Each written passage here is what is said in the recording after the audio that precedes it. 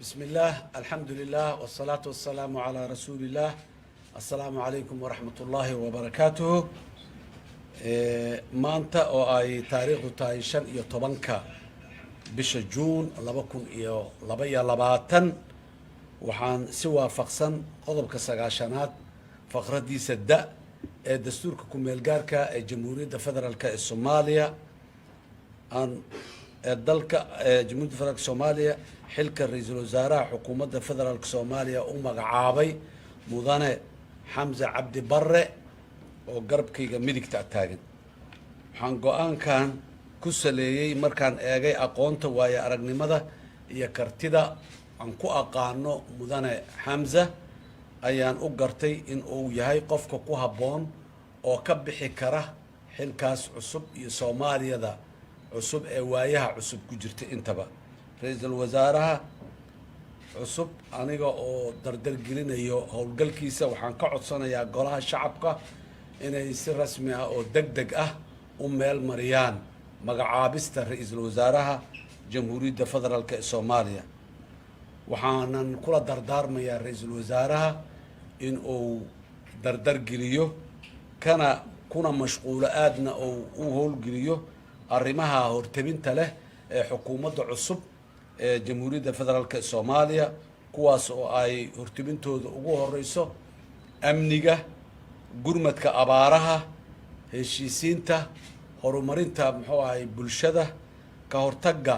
dhibaatooyinka iyo aafooyinka ay sababaan cimilada isbedelaysa iyo daryeelka guud ahaan dadka Soomaaliyeed, isla markaasna uu ka shaqeeyo horumarinta cilaaqaadka caalamiga ah ee Soomaaliya ay la leedahay adduunyada inteeda kale, isaga oo ka tallaabsanaya halheeskeenii ahay Soomaali heshiis ah dunidana heshiis la ah. waxaan rabnaa xukuumadda cusub inay noqoto mid dadka Soomaaliyeed qulubtooda isu soo jiida, isla markaasna danahooda ka shaqeysa. waxaan ugu duceynayaa ra'iisul wasaaraha in Ilaahay u fududeeyo xilka culus ee xilliga adag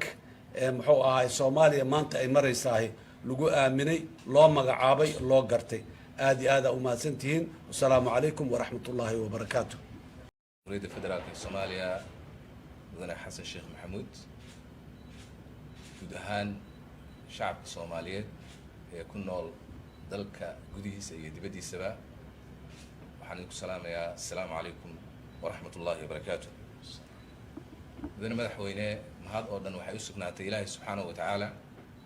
oo dalkeenna ka soo doojiyey marxalad adag oo qaadatay in ka badan 1 sano oo hubanti la'aan siyaasadeed iyo mid amni ah. maanta waxaan runtii cagta saarnay, isla markaana aan kaabiga u taagannahay inaan dhammaystirno hay-adaheennii aas-aaska ama lafdhabarta u ahaa qarankeenna. mudane madaxweyne, sida aan ognahay shacabka Soomaaliyeed waxay soo doorteen wakiiladaasi waxay ka soo xusheen muwaadiniin Soomaaliyeed oo tiradoodu gaarayso 39 muwaadin, isla markaana dhammaantood application ama codsi u soo gudbistay inay noqdaan madaxweynaha Jamhuuriyadda Federaalka ee Soomaaliya.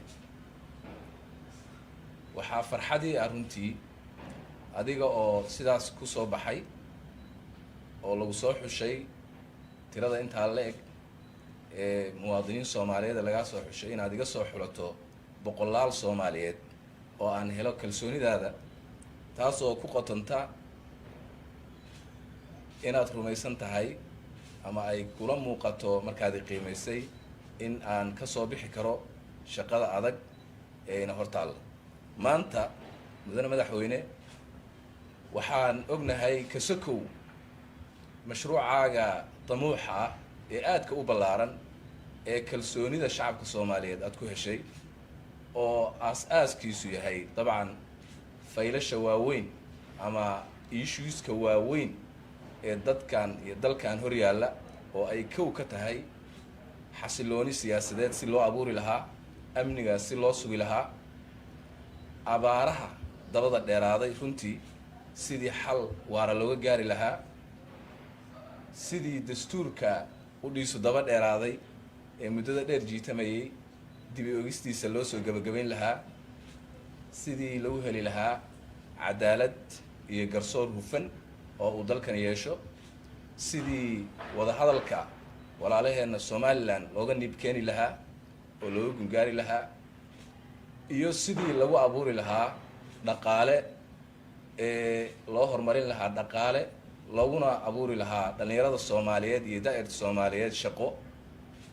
sidii loo hirgelin lahaa guud ahaan halku dhaga weyn ee ballaaran ee ay Soomaalidu oo dhan wada og tahay oo ah Soomaali heshiis ah dunidana heshiis la ah intaas oo dhan waxay u baahan tahay dadaal iyo juhdi runtii waxaan ku faraxsanahay isla markaana aan aqbalay mudane madaxweyne inaan helay kalsoonidaada isla markaana aad ii xulatay inaan noqdo ra'iisul wasaaraha Jamhuuriyadda Federaalka ee Soomaaliya waxaan ballan qaadayaa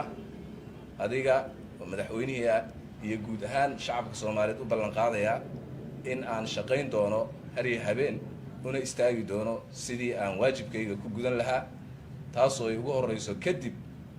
kadib markaan helo insha Allah kalsoonida golaha shacabka waxaan soo dhisi doonaa insha Allah xukuumad tayo leh oo u qalanta in ay samata bixiso dalka iyo dadka Soomaaliyeed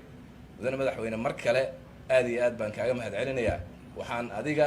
iyo mas'uuliyiinta kale ee Soomaaliyeed iyo guud ahaan shacabka Soomaaliyeed ka codsanayaa in ay nala shaqeeyaan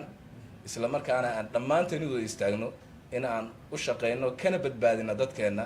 dhibaatooyinka jira ee dabiiciga iyo midda kale ee runtii aan inagu ognahay ee aan la daala dhacaynin muddada dheer aad baad u mahadsantahay mudane madaxweyne